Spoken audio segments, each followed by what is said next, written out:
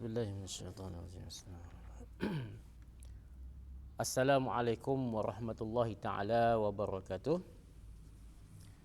Alhamdulillahirabbil alamin. Wassalatu wassalam ala rasulina Muhammad wa ala alihi wa sahbihi ajma'in. Subhanaka la ilma lana illa ma 'allamtana innaka antal alimul hakim. Wala haula wala quwwata illa billahil aliyil azim.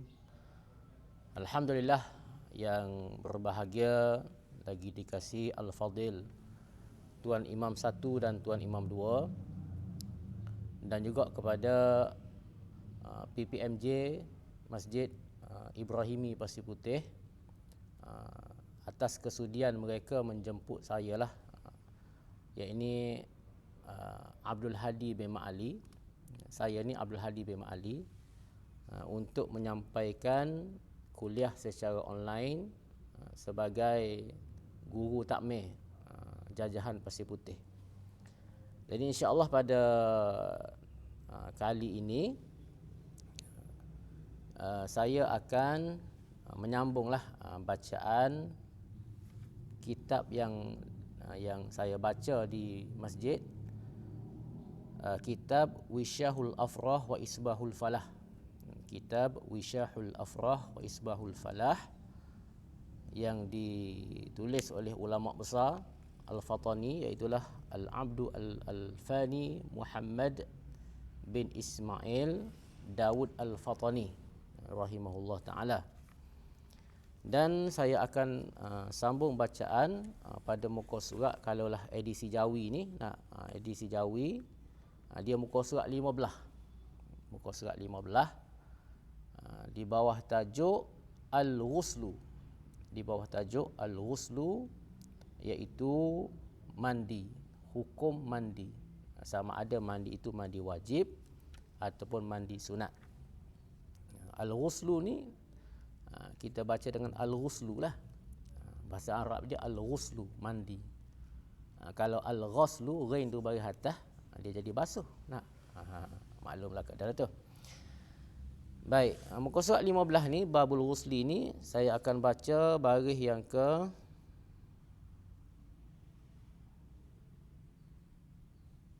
17. Baris yang ke-17 dari bawah. Baris yang ke-17 dari bawah, iaitulah berkaitan dengan perkara-perkara yang wajib dilakukan untuk mengesahkan mandi. Mandi di sini dengan maksud mandi wajib. Mandi wajib. Fardu mandi wajib. Sebagaimana maklumlah tak? Mandi ini, mandi dengan maksud mandi wajib ini sama ada disebabkan oleh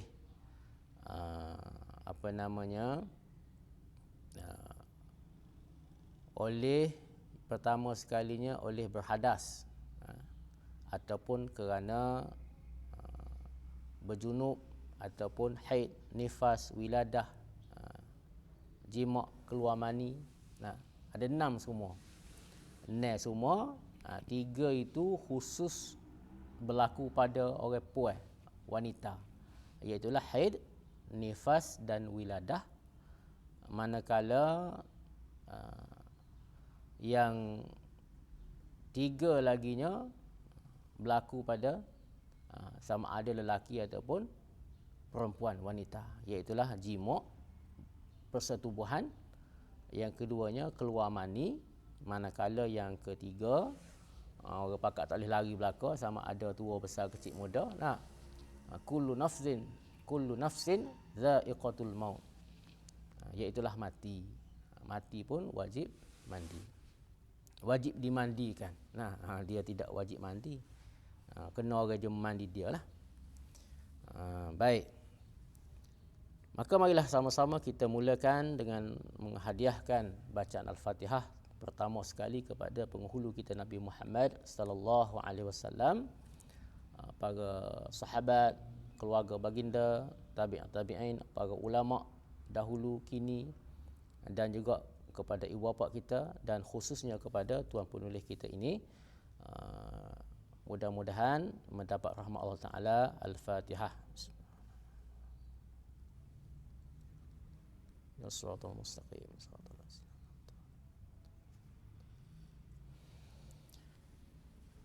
Amin ya rabbal alamin. Baik, marilah sama-sama kita baca dan kita cuba fahami dan kita teliti apa yang ditulis, apa yang nak disampaikan oleh tuan penulis kita rahimahullah taala. Katanya tuan penulis, tuan guru kita,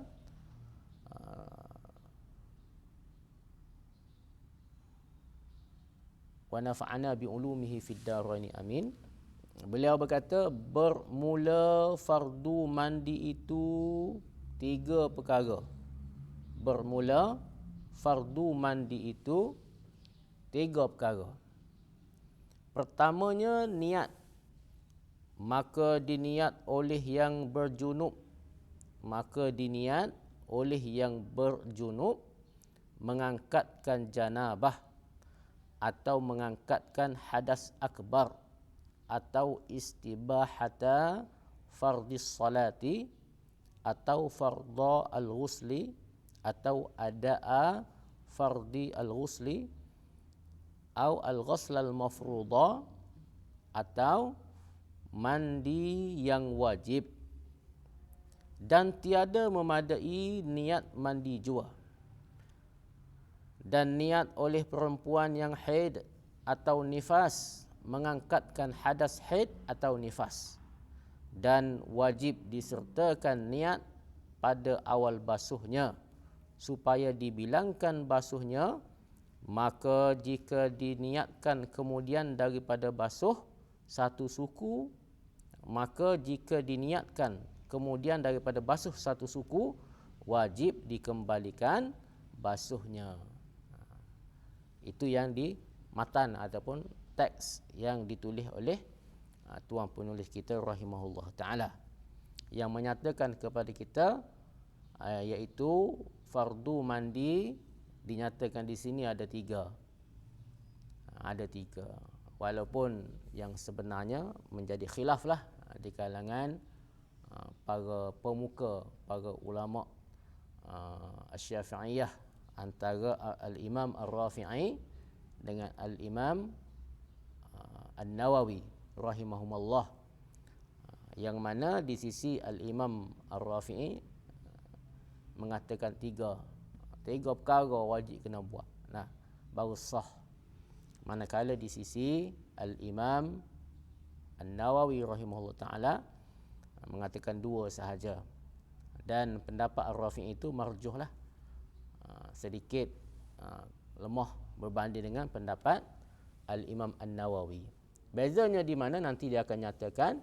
Bezanya pada rukun yang kedua, iaitulah tentang adakah wajib menghilangkan dahulu najis pada badan kita. Nanti dia akan royak. Baik, yang pertama sekali yang disentuh tadi iaitulah tentang niat. Tentang niat. Dia kata maka diniat oleh yang berjunub. Orang berjunub dia kena niat, sama ada dia nak niat lagu mana tadi, mengangkat janabah ke, mengangkat mana dia angkatkan janabah junub, atau mengangkatkan hadas akbar. Hadas akbar kita kata itulah hadas besar, nah. Ataupun istibahah, ataupun dia niat istibahah fardi as-salah. Istibahah dengan maksud untuk dia membolehkan ditunaikan solat. Kalau lah tak mandi tak boleh sembahyang. Maka dia niat untuk istibahah. Ataupun dia niat fardu al-ghusli, fardu mandi. Ataupun dia niat apa lagi dia kata? Ada'a fardi al-ghusli, menunaikan kewajipan mandi. Ataupun al-ghusla al-mafruḍa, mandi yang diwajibkan. Ataupun yang kita kata mandi wajib. Ikutlah. Ikut. Berdasarkan niat kita. Sama ada perkara yang dia nak mandi wajib tadi tu penyebabnya 2-3 perkara. Contohnya haid retak, nifas retak, wiladah retak, jimuk retak, keluar mani retak. Nah, 2-3 perkara pun boleh dia niatkan dengan satu niat sahaja jika sekiranya hukumnya wajib berlaku mandi itu. Ataupun semuanya sunat berlaku. Contohnya nak mandi hari Jumaat retak, bertelan dengan hari raya niat nak sunat, nak mandi raya retak, nak sunat. Jadi jika sekiranya sunat-sunat berlaku, boleh dia niat seretak satu memadai. Kalau semua wajib, dia niat akad hadas besar lah. Tidak perlu dia detailkan satu persatu. Tetapi sekiranya hukum mandi itu berbeza. Dia nak mandi hak wajib. Dalam masa yang sama dia nak niat, dia nak mandi retak hak sunat. Contoh hari Jumaat lah kita kata dah, nak mandi janabah. Lepas tu dia pun nak ambil niat, dia nak ambil pahala sunat mandi untuk pergi sembahyang Jumaat. Mandi hari Jumaat nak pergi sembahyang. Maka jika sekiranya dia nak dua-dua, dia kena niat dua-dua. Tidak memadai sekiranya dia niat nak mandi wajib sahaja. Kalau dia niat mandi wajib sahaja, boleh hak mandi wajib je lah.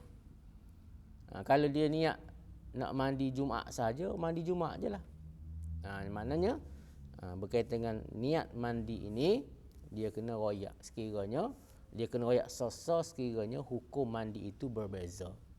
Hak wajib gapo dia, hak sunat tu gapo.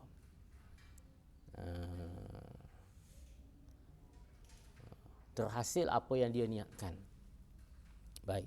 Dan tiada memadai niat mandi jua. Dia tak boleh, dia tidak memadai niat sekiranya niat tu dia itlaqkan, dia umumkan. Dia tidak qaidkan mandi gapo. Sahaja aku mandi saja-saja. Dia hanya niat sahaja aku mandi. Dia tak qaid mandi gapo. Dia tak jadi. Dia tidak menjadi mandi wajib. Sebab mandi ini ada mandi yang ibadah, ada mandi yang adat. Mandi ada yang ibadah, ada yang adat. Dengan sebab itu dia kena royak jelas molek hak mandi ibadah ke mandi adat. Baik. Sebab tu dia kata tiada memadai niat mandi jua. Dan niat oleh perempuan yang haid atau nifas mengangkatkan hadas haid atau nifas, tak ada masalah lah. Dan wajib disertakan niat pada awal basuhnya. Ini beliau menyatakan kepada kita tempat yang kita kena niatkan. Masa mana kita nak kena niat. Maka dia kata wajib kita kena niat pada awal-awal kita basuh. Dan wajib disertakan niat, kena awak mari niat pada awal basuhnya. Kita start mana? Sama ada kita nak start kaki ke, nak start bahu dulu ke, nak start dengan tangan dulu ke, nak start dengan hak sunatnya kita start atas kepala dulu ke tak? Maka hak mana kita start dulu tu kita niat selalu. Kita sertakan selalu dengan niat akad hadas besar atau niat mandi wajib. Kena buat lagu tu. Sebab apa tu? Supaya dibilangkan basuhnya, supaya dikira basuh yang tadi itu sebagai mandi wajib. Lepas tu kalau tak niat lagu mana? Tak niat ketika basuh tu. Dia kata maka jika diniatkan kemudian daripada basuh satu suku. Maka jika diniatnya, kalau dia niat kemudian, yakni selepas daripada basuh satu suku. Satu suku ni bahasa lama. Satu suku ni, kalau kita suku ni 1/4 kan, Y suku dah. 15. Kalulah 50 apa namanya, kalau mutu Y15 Y suku dah. Sebab jam ni 60 minit. Suku jam 15 minit dah. 1/4. Suku ni kalau bahasa kita 1/4. Tetapi di sini bukan maksud 1/4. Maksud di sini satu suku dengan maksud sebahagian. Juz'un. Sebahagian ikutlah. Banyak mana pun. Sikit ke banyak ke. Tak sampai suku ke orang panggil sebahagian. Maka dia kata jika sekiranya dia niat lepas pada basuh sebahagian daripada tubuh, daripada jasad kita ni, basuh dah sikit, barulah dia awak mari niat, maka wajib dikembalikan basuhnya, basuh kawasan hak dia, basuh dah tadi. Contoh, dia pergi basuh kaki, ataupun dia start dengan basuh kepala, dia tak niat lagi. Lepas pada basuh kepala baru dia niat nak akad hadas besar, maka dia kena basuh semula berserta dengan niat. Kenapa? Sebab dia kata dah kata tadi, untuk dibilangkan, untuk dikira sebagai mandi yang sebab dikira sebagai mandi wajib, dia kena sertakan dengan niat. Basuh kepala serta dengan niat selalu. Mana-mana anggota yang dibasuh sebelum niat kena basuh semula. Baru tahu belaka dah. Cuma buat apa kita baca juga. Buat apa kita baca juga. Lepas tu buat apa kita pilih kitab-kitab yang lama-lama, sedangkan kitab baru pun ada. Lepas tu pula kitab lama ni payah. Tulisan kecil-kecilnya. Tulisan jawi lama. Lepas tu pula tak ada titik, tak ada koma, tak ada noktah. Sebab apa tu? Sebab tidak lain dan tidak bukan, walaupun benda yang kita baca tu tahu belaka dah, tetapi kerana nak mencari secebis keberkatan dalam menuntut ilmu, dalam kita menjalani kehidupan kita, terutamanya berkaitan dengan ilmu dan amalan kita ini, kita perlu kepada keberkatan. Keberkatan dengan maksud kebaikan ataupun kualiti hidup kita ni sentiasa bertambah. Kualiti hidup sentiasa bertambah dan meningkat. Apa kaitan dengan kitab lama? Kitab lama ini dia ada keberkatan dia. Ada bukti bahawa ia tu berkat. Sebab apa? Sebab ia masih dibaca sehingga kini. Dan ia adalah asal yang ditulis oleh ulama-ulama besar. Ulama yang diakui oleh semua orang. Oleh sebab itulah kita baca juga kitab-kitab lama, walaupun benda tu kita tahu dah. Tak tahu lagi lagu mana mandi wajib, tahu belaka dah. Cuma kita baca juga sebab nak ambil sikit keberkatan daripada tulisan ulama-ulama yang besar-besar ini. Baik, kita sambung. Dinyatakan lagi dia kata, habis bahagian yang satu daripada tiga. Yang kedua dia kata, dua daripada fardu mandi, perkara yang wajib kita buat. Kedua, menghilangkan najis. Jika ada ia najis atas badannya orang mandi. Jika ada najis atas badan dia kena hilangkan najis itu. Dan ini iaitulah wajib hilangkan najis sebelum mandi ni. Hilangkan najis bila? Sebelum mandi. Wajib hilangkan najis. Wujubu izalatin najasah qabla al-ghusli.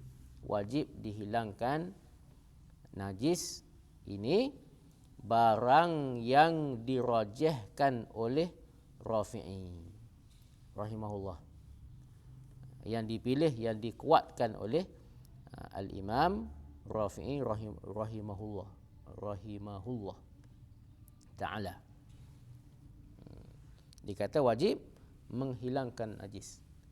Pertamanya perkataan menghilangkan ini walaupun dia gunakan menghilangkan, mana orang je buat, kita wajib kena hilangkan, tapi sebenarnya menghilangkan dengan maksud hilang. Menghilangkan dengan maksud hilang. Wajib tu tidak kata wajib menghilangkan. Yang wajibnya apa? Hilang. Najis tu biar hilang, ikutlah kita jo perilah kau. Orang lain jo hilangkan kau, ataupun dia hilangkan sendiri kau dengan sebab air jatuh. Kena tubuh kita hilang. Contoh. Yang penting najis tu hilang. Al-izalah bermakna apa namanya? Az-zawal.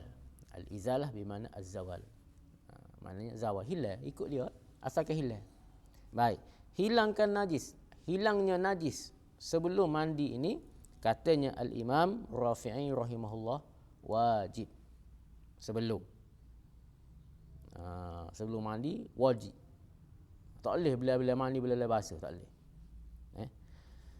Dan atasnya yakni atas pendapat ini yang dirajihkan oleh Imam Rafi'i ini, maka tiada memadai sekali basuh daripada hadas dan najis.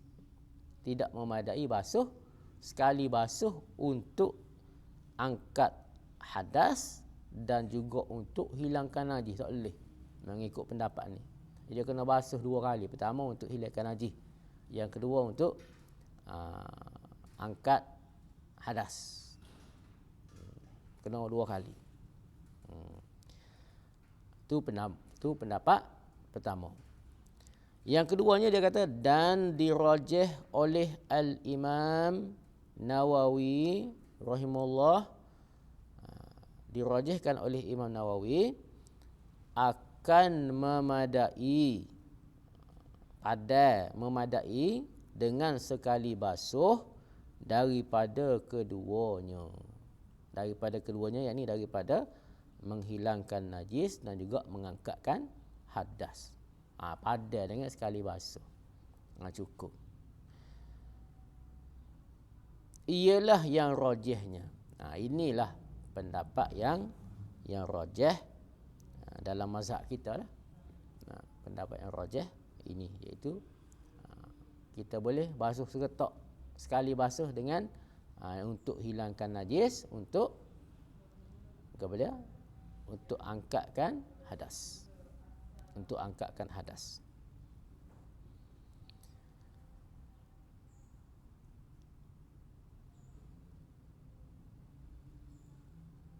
Baik. Dan tempat khilaf antara keduanya, tempat ataupun mahallul khilaf, tempat berlaku khilaf. Tempat berlaku khilaf tu mana antara keduanya, yakni antara Al-Imam An-Nawawi dengan Al-Imam Ar-Rafi'i rahimahumullah. Mana tempat dia berbeza pendapatnya? Iaitulah tempat khilaf antara keduanya barang yang apabila ada ia najis hukmi. Kalaulah najis itu najis hukmi, barulah khilaf antara mereka berdua. Sama ada kena basuh 2 kali, tidak basuh sekali, seketak. Katanya Al-Imam Ar-Rafi'i, tak boleh walaupun najis hukmi. Walaupun hukmi dah, hukmi ni dengan maksud najis tu tak nampak dah. Tak ada lah sifat-sifat dia, ain dia tak ada lah. Warna tak nampak, bau tak bau, rasa pun tak rasa. Tetapi kita tahu situ ada najis. Contohnya kaki kita. Kaki kitanya kena jejak tai ayam. Tidak pun kena pacar ke kucing. Kemudiannya hilang sifat. Kita tahu kena najis, tapi kita tak basuh lagi. Tapi sifat-sifat najisnya hilang dah. Tak bau tai ayam mana dah. Tidak rasa, tak ada warna. Itu orang panggil najis hukmi. Tak nampak, tapi kita tahu kita kena najis. Sinilah tempat khilafnya.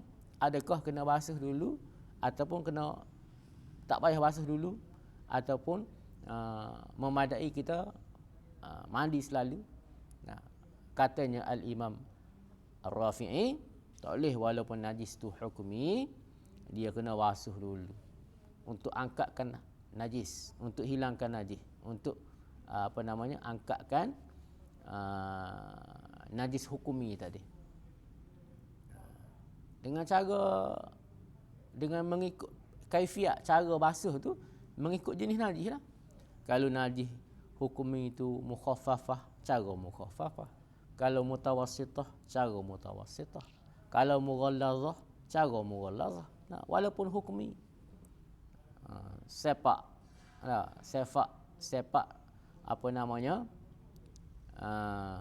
babi, khinzir, sepak masuk kebun, sepak, reboh, tepak dia kubah, betul dengan dia ada kena sedok.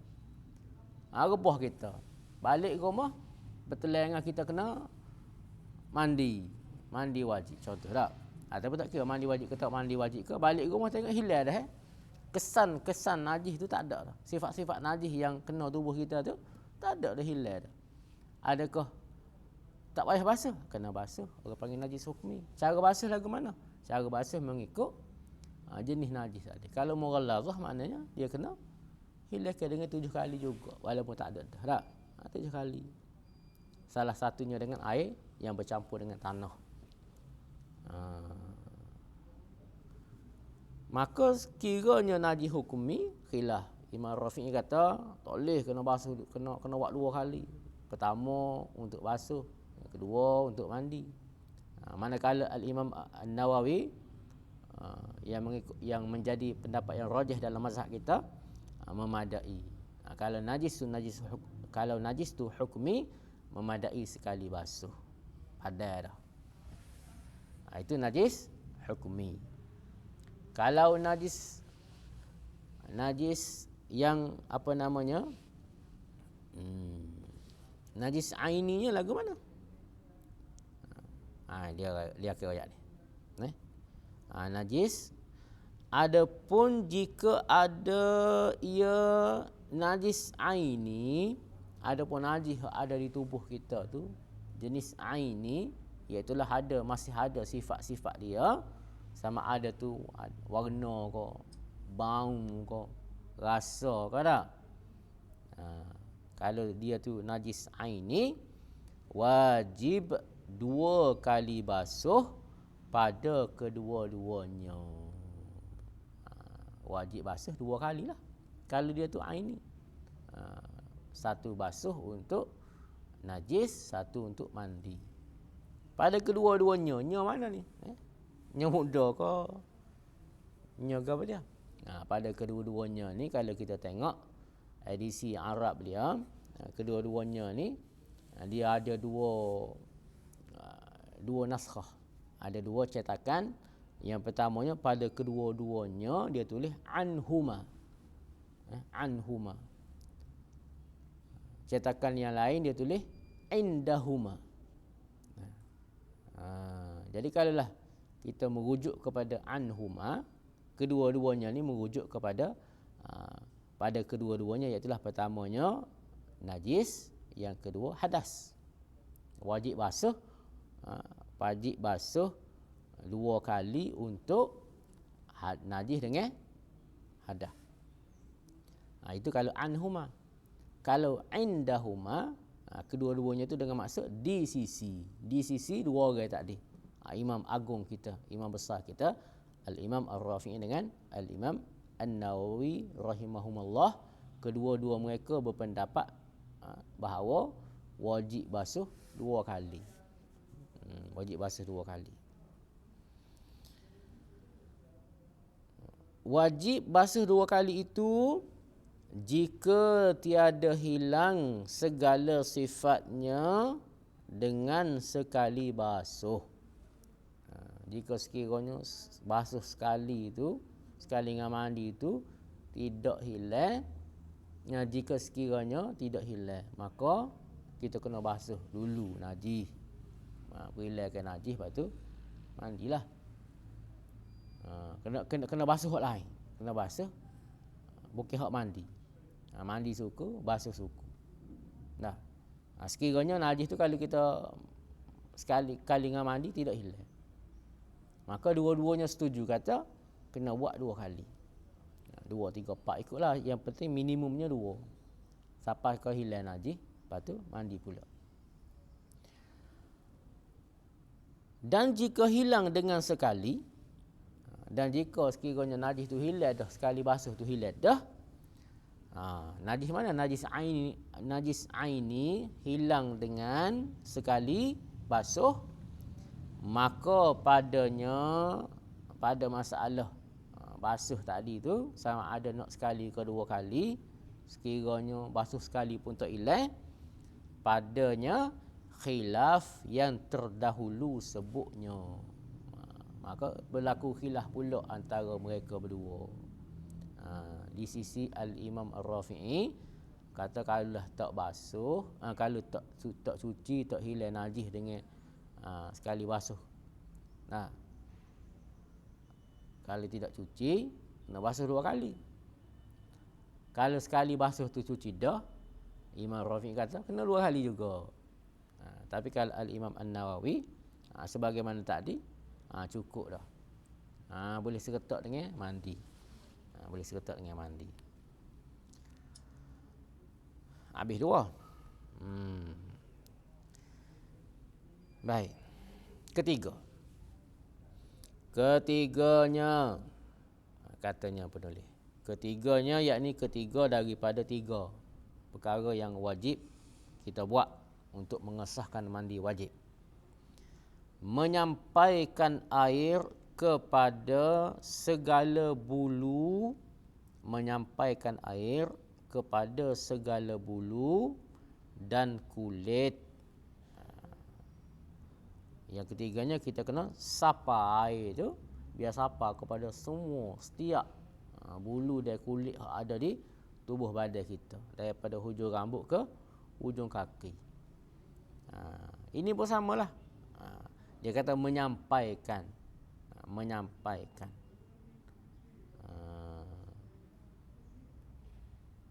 Tetapi sebenarnya bukan wajib menyampaikan, wajibnya sapa. Wusul.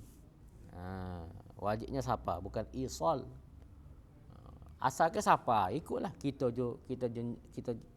ko yang sampaikan air, ataupun air itu mari dengan sendiri. Yang penting air itu sapa dengan kita niat. Hak tu wajib. Air itu sapa kepada seluruh badan. Menyampaikan dengan maksud sampai. Sampainya air kepada segala bulu dan kulit. Maka jika tinggal seorak bulu, tinggal so lagi. Tinggal apa? Tinggal tak sapa. Tinggal so dia lagi. Selajah lagi hak tak sapa, tak kena air. Sapa tu masuk kena. Sampai dengan maksud kena air. Jika tinggal so je lagi, tiada memadai. Tak padan. Tiada memadai. Tak padan. Tak padan dengan maksud kita kena basuh pula lah. Contoh lah. Contohnya di tangan kita ke, di kaki kita ke, mana ke, ada bulu tak kena. Bukan tak kena. Kita buat contoh lah. Contohnya ada sisip ikan. Duk sia-sia ikan, kena sisip ikan, nekak di kulit. Kita mandi tak perasan kalau ada sisip. Lepas mandi baru lah kita perasan ada di tubuh kita. Maka kita kena buang sisip tu, kita kena basuh situ. Tepat hak tak kena lagi tu. Sebab tak mada. Walaupun kecil je. Kawasan tu kecil je. Selah je tak kena. Wajib kita sampaikan. Dan jika dicabutkan dia kemudian daripadanya, tak dapat tiada daripada dibasuhkan tempatnya. Kalaulah tak sapa, kalaulah kita cabut dulu, cabut tak apalah, tak payah basuh hak cabut tu, tapi tepat hak cabut tu kita kena basuh sebagai serupa dengan kuku lah tak. Serupa dengan kuku. Itu pengang kuku. Kalaulah kita lepas junub tak mandi lagi pergi kerak, makruh lah. Cuma hak kuku hak kerak dah tu tak wajib basuh dah. Nah, yang wajibnya kuku hak masih ada di tangan kita dan di bawah-bawah kuku itulah. Panjang ni hak ni. Wajib kita sampaikan ke setiap bulu dan kulit. Maka tiada faraq, yakni tiada beza antara bulu kepala dan lainnya lain bulu kepala, dan tiada faraq, yakni tiada beza antara bulu yang jarang dan yang lebatnya. Ini last dah ni. Nah, yang terakhir sekali, ayat yang terakhir dia kata tak ada beza. Nah, bulu hak ada tubuh badan kita ni tumbuh mana pun, kepala ke kaki ke mana ke, dan tidak ada beza antara lebat ke jarang ke, kena sapa belaka, kena air kena belaka. Nah, ia beza dengan wuduk. Kalau wuduk, kalau yang janggut, kalau hak nipis memang kena sapa lah. Tapi kalau tebal selajak, sunat diselat-selatkan. Sampai ke batin tu tidak wajib, dimaafkan. Sebab apa? Sebab wuduk ni, tiap-tiap hari wuduk ni, dalam sehari tu 3-4 kali kena ambil wuduk. Maka sekiranya hak lebat apa kena sapa, jadi susah. Berbanding dengan mandi ni jaga-jaga sekali je lah. Habis-habis check up pun sekali sehari habis check up lah tu. Tidak pun 2 kali sehari, 2 hari sekali, seminggu sekali lah. Ada tu sebulan sekali, setahun sekali lah. Maka tidak menyusahkan. Liqillatil masyaqqah. Masyaqqah itu kurang, maka walaupun lebat, walaupun tebal, kena sapa juga. Kawasan-kawasan yang berbulu. Dan semualah. Kawasan bulu, kawasan khutuk dan sebagainya, kena sapa belaka. Baik. Kita tengok je dulu. Cukup dah tu tak? Oleh kerana masa tidak mengizinkan, maka hamba rasa baik kita berhenti situ. Sebab kalau kita sambung lagi jadi kau lebih panjang, maka kita berhenti situ dengan katanya sama ada bulu itu jarang ataupun lebatnya. Bahkan tiada wajib membasuh bulu yang tumbuh dalam hidung. Itu kita akan sambung semulalah. Andai kata ada keluangan lagi, kita akan sambung dengan katanya musannif, bahkan tiada wajib membasuh bulu yang tumbuh di dalam hidung dan di dalam mata. Itu panjang lagi lah. InsyaAllah kita akan sambung semula insyaAllah. Wallahu subhanahu wa ta'ala alam. Dan sekali lagi hamba ucap terima kasih banyak kepada pihak penganjur, iaitulah terutamanya Tuan Imam 1, Tuan Imam 2 Masjid Ibrahimi, dan juga pihak PPMJ Masjid Pasir Putih ni, dan juga kepada pengelola takmir. Semua sekali lah ucap terima kasih banyak dan memohon maaf dan memohon kemaafan atas segala kelemahan dan juga kesilapan lah sepanjang hamba buat kelas online ni. Sampai jumpa lagi. Wabillahi taufiq wal hidayah. Wassalamualaikum warahmatullahi wabarakatuh.